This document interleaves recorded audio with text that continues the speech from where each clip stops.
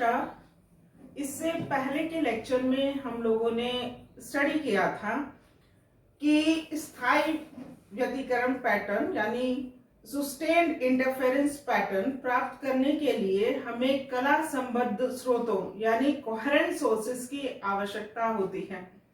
Coherent sources ऐसे sources हैं जिनके बीच में जो फेज डिफरेंस है वो कांस्टेंट रहता है, मतलब जो कलांतर है वो फिक्स रहता है, स्थिर रहता है। अब हम कला संबद्ध स्रोत यानी कि कोहेरेंट सोर्सेस कैसे प्राप्त कर सकते हैं, आज हम उन विधियों को पढ़ेंगे। तो कला संबद्ध स्रोत प्राप्त करने के लिए दो विधियां हैं। पहला वेव फ्रंट डिवीजन,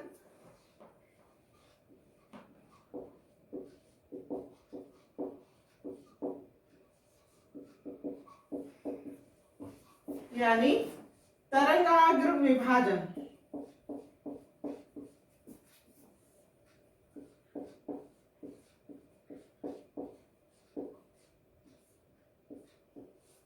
जैसा कि नाम से ही क्लियर हो रहा है कि इसमें जो वेव फ्रंट है उसका डिवीजन करके दो कोहेरेंट सोर्स प्राप्त किए जाते हैं। तो जो मेन सोर्स है जिससे आप लाइट प्राप्त कर रहे हैं उसका इसमें या अपवर्तन यानी रिफ्रैक्शन या रिफ्लेक्शन यानी परावर्तन के द्वारा जो वेव फ्रंट है यानी तरंगाग्र है उसको डिवाइड किया जाता है और दो सोर्स प्राप्त किए जाते हैं जो कि कोहेरेंट सोर्सेस की तरह से वर्क करते हैं। इसमें जो मेन सोर्स है जिसका वेव फ्रंट डिवाइड किया जा रहा है वो पॉइंट या नैरो सोर्स होता है, मतलब ब्रॉड नहीं होता है, पॉइंट सोर्स होता है, पॉइंट या नैरो सोर्स होता है। इसके एग्जाम्पल जो है वो डबल स्लिट एक्सपेरिमेंट, जो यंग का डबल स्लिट एक्सपेरिमेंट है जिसे हम पढ़ चुके हैं, उसमें हमने देखा था कि वेव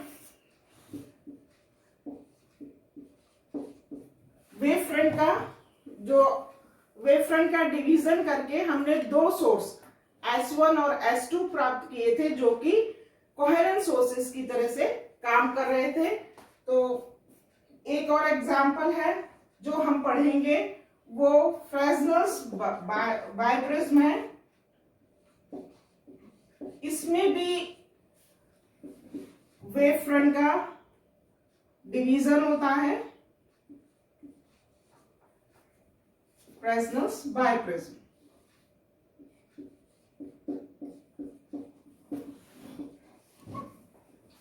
तो मेन बात है इसमें कि जो आपका सोर्स है वो पॉइंट सोर्स होता है या स्लिट लाइन सोर्स जो वो भी नैरो सोर्स है, और इसमें जो लाइट आ रही है उसका रिफ्रैक्शन या रिफ्लेक्शन होता है जिससे कि वेव फ्रंट दो पार्ट्स में डिवाइड होता है। दूसरा जो तरीका है उसमें एम्पलीट्यूड डिवीजन किया जाता है।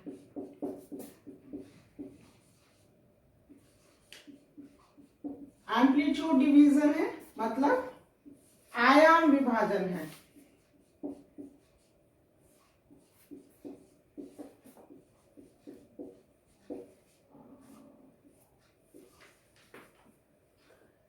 इसमें जैसा कि नाम से क्लियर हो रहा है कि इसमें जो इंसिडेंट लाइट है उसका जो उस एम्पलीट्यूड पार्शियल रिफ्रैक्शन या रिफ्लेक्शन से, मतलब आंशिक अपवर्तन या परावर्तन के द्वारा दो पार्ट्स में डिवाइड किया जाता है जिससे कि दो कोहेरेंट सोर्स प्राप्त होते हैं। इसमें जो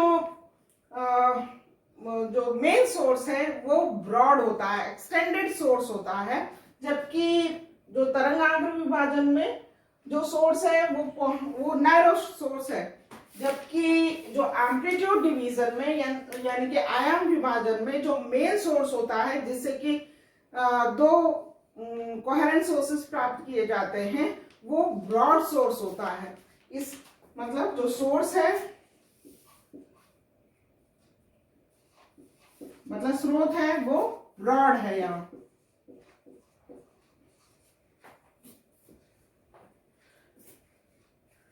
एम्पलीट्यूड इसका जो एग्जाम्पल है वो थिन फिल्म्स, ये भी हम लोग पढ़ेंगे। थिन फिल्म्स में एम्पलीट्यूड डिवीजन होता है। थिन फिल्म्स के इंटरफेरेंस को जब स्टडी करते हैं उसमें एम्पलीट्यूड डिवीजन होता है, आयाम विभाजन होता है।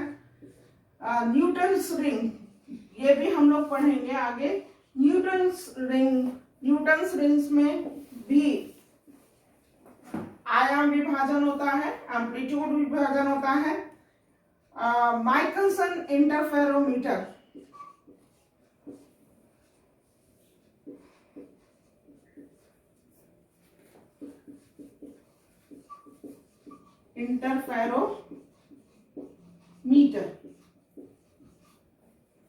इसमें भी एम्पलीट्यूड डिवीजन होता है। तो कोहेरेंट सोर्सेस प्राप्त करने के लिए मेन दो विधियां हैं। एक तो वेव फ्रंट डिवीजन, तरंगाग्र विभाजन, और दूसरी है एम्पलीट्यूड डिवीजन यानी आयाम विभाजन। धन्यवाद।